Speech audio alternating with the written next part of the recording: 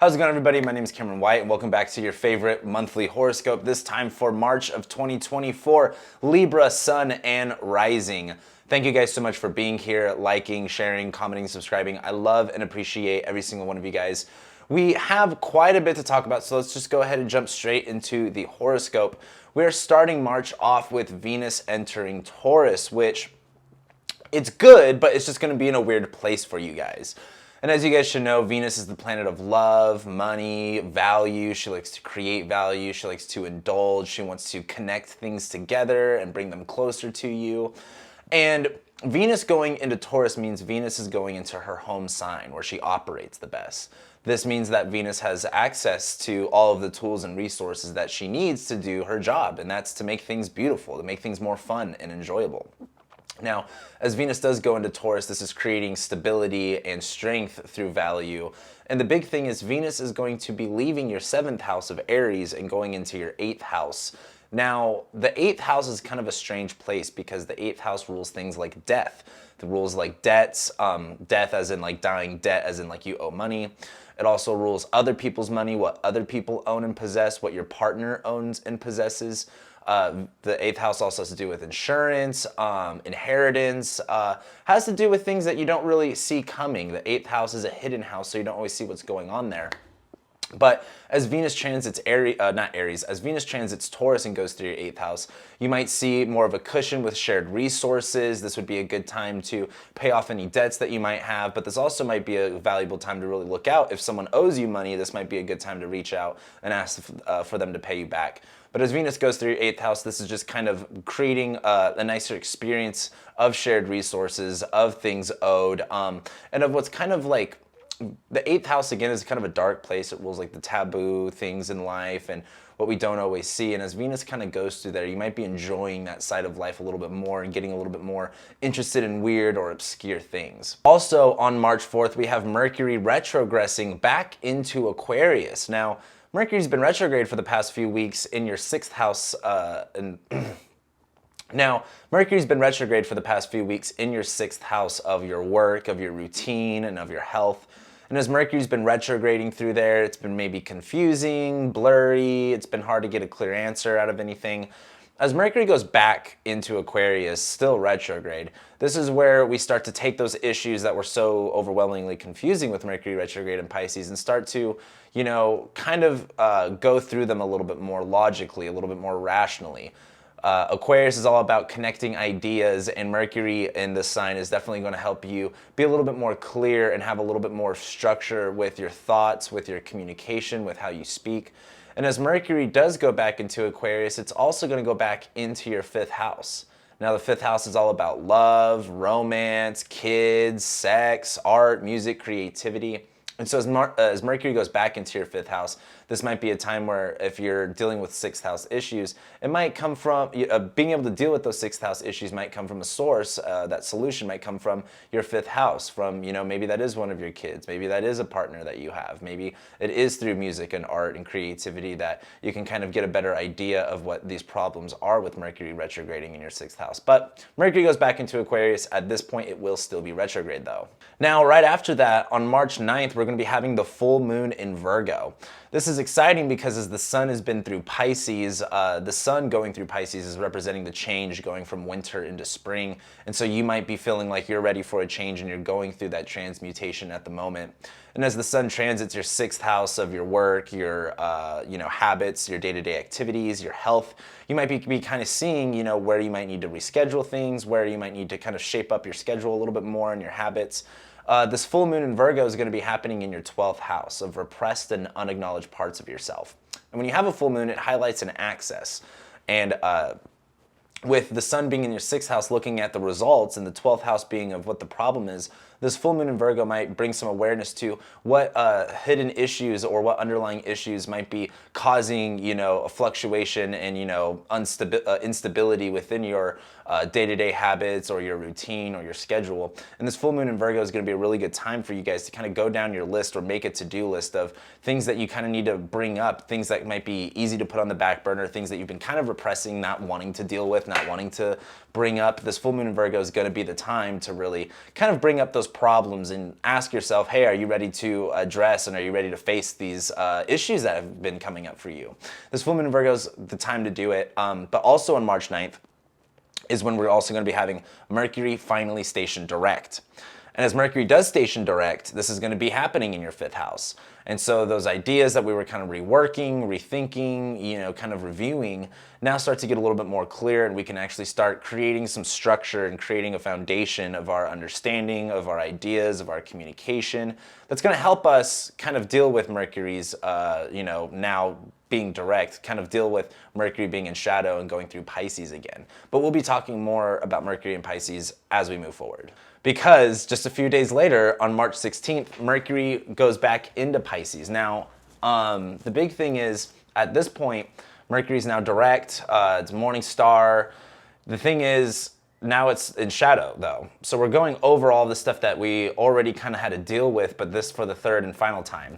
And as Mercury is in its shadow again, now direct, this is going to be the time of going like, hey, what did we really learn from this Mercury retrograde? Mercury being in Pisces in your 6th house probably caused confusion, miscommunications in your work, in your employment, or with your day-to-day activities, with your health.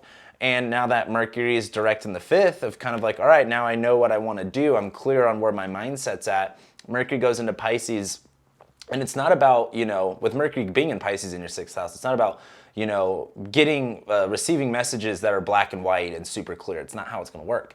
Mercury in Pisces is, sending you images. It's kind of like, when a message is delivered to you, it's usually on a piece of paper and a pen. This message is delivered to you on a highlighter written on someone's hand, and they can't even read it, so they just kind of have to go off what they remember. And so that's not a lot to work with, but it's something to work with. And the biggest thing with Mercury and Pisces is don't assume everything off the information that you were given. You may not have all of the answers there. And as Mercury's in Pisces, be open to, expectations. Be open to circumstances. Be open to what can kind of fall into your lap. And this isn't about making assumptions or making judgments right off, the cuff of things, but kind of letting yourself think about things, let your imagination kind of play, see how you're interpreting things, and see if that's going to work out better for you this time. The next thing after that, on March 23rd, we are going to be having the sun ingress into Aries. We start the spring equinox. And this is exciting because the sun is now going into its sign of exaltation. The sun likes Aries because, well, hello, days getting longer, the sun's getting hotter and brighter. Sun likes to be in Aries, so it feels a lot of comfort there. And when the sun is in a strong spot, you could feel like yourself being a little bit more, not necessarily courageous, but being a little bit more confident, feeling a little bit more comfortable in being yourself. The good news is the sun is also going to be transiting your 7th house of relationships. So this might bring a focus or bring a light of awareness to relationships and partnerships and who you associate with. But the big thing happens right after the sun's ingress, and on March 21st is when we're going to be having Saturn enter Aquarius. Now this is a really big deal because Saturn is going to be in Aquarius from March 21st till July 1st of this year. Then it will retrogress back into Capricorn, it will stay for another 6 months. Saturn will then go back into Aquarius at the end of this year in December, and that's where it will stay for another 3 years. So this 3-month window is really going to give us a taste of what the next 3 years are going to look like. That's a lot saying that if you really kind of think about it. So as Saturn goes into Aquarius, be aware of what's going to be going on because a lot of that's going to be coming up back to address in the next few years. So the big thing is Saturn is moving from your 4th house to your 5th house. Saturn is all about limitations, restraints, things being constricted, being told hard no's, and where there's limitations, problems, and walls, Saturn also asks you to be more mature, to be more disciplined, have that self-discipline, I should say. As well, Saturn asks you to take on more responsibilities and be more committed to your obligations. So it's kind of like the double-edged sword of Saturn of, things can be feeling very limiting, but at the same time, you kind of have to take on some responsibilities and be a little bit more mature. The big thing is Saturn is taking those issues from your 4th house of your living situation, your family life, your home life, and is now bringing those to your 5th house of love, of romance, kids, art, music, creativity. The 5th house has to do with how you express yourself and how, because it is an extension of yourself. But, what makes, what do you enjoy? What is fun in your life? And as Saturn moves from Capricorn, where you've been dealing with, issues that were very much, and the big thing is when Saturn's in Capricorn, I like to, and I've been using this in all of my videos of Saturn in Capricorn is very like corporate mindset. What's the cheapest way to do it? And what's the most efficient way to do stuff? With Aquarius, it's about going, hey, what works best for me and the people that I'm working with? What makes more rational sense to do, even if it's not the cheapest or if it's not the most efficient way to do it? And as Saturn, leaves your fourth house and those, problems coming from family and home life kind of go away and start getting focused on love and romance, this also asks for you to be a little bit more open to possibilities. Saturn in Capricorn is very much like, this is how things are and this is how reality is. Saturn in Aquarius, you can kind of change that a little bit, but things are still pretty hardcore. The good news is, depending on how Saturn works in your chart, this can feel kind of limiting when it comes to love and romance. A lot of you guys are going to be focused on, the big life questions when it comes to love, romance, children, and things like that. But there's also going to be a good time to take on self-responsibility, be more disciplined in this area. If you're an artist or if you are already a parent, this is going to be a time where you kind of take on more responsibilities with your children. But once again, like I said, this is something that's going to last for the next few years, so be aware of this transit. And then the next thing after that, on March 22nd, is when we're going to be having Mars conjoin Pluto. Now, I usually don't talk too much about Pluto transits or aspects, but when you have Mars conjoining Pluto, you kind of have a power struggle or a power dynamic here. And Mars has been in Capricorn for some time. Mars heats things up, severs, cuts, it creates fights and conflicts. So you might have been dealing with, some problems, some irrationality, some anger within the fourth house of your living situation, your family, your parents, whatever that may look like. And as Mars has been in Capricorn, it's been very much wanting to, it's been very consistent about it. Mars in Capricorn knows how to, put in an 80-hour shift in a week. But as Mars conjoins Pluto, this might be that tipping point where it's kind of, annoying and you're kind of done with it. Mars conjoining Pluto is kind of that time where you might go like, hey, I've been overworking myself, I've been putting too much energy in here, and now it's time to, give myself a break. But Mars conjoining Pluto at the same time might be, where things kind of get took to the max a little bit. And if you've been dealing with problems here, I'd definitely expect to see a big flare up within family or home issues during this time. But this is also going to be really helpful when it comes to, reconstructing what issues or especially what Saturn and Pluto have been bringing to your fourth house. Then right after that, on the next day, we have on March 23rd, the new moon in Aries. And so this is about, this is a new moon, resetting our intentions, leveling out the energy, kind of becoming stable a little bit more. But this is Aries. This is the Spring Equinox. What are we beginning? What are we initiating? Where are we starting? Where do we find identity in? And as this happens in your seventh house, this has a lot to do with kind of clearing out and starting anew in relationships. And that's not to say that you're going to get a new relationship or anything like that. Who knows, maybe. But this new moon in your seventh house is going to be a really good time to kind of like, put water underneath the bridge when it comes to relationships. Where can you be a little bit more opened up with other people? And this isn't just, romantic relationships. We're talking about professional, platonic, whatever a one-on-one relationship can look like to you in your life. This is about kind of clearing out that energy a little bit more and being a little bit more open to what the possibilities are, and also being a little bit more relationship focused. But then we end the month on March 30th with Mars ingressing into Aquarius. Now there's actually also kind of a lot to talk about with this. So Mars goes into Aquarius and will conjoin Saturn exactly at 0 degrees. Now at the end of this year, when Saturn moves back into Aquarius, Jupiter is also going to move into Aquarius, and it's going to conjoin Saturn at 0 degrees.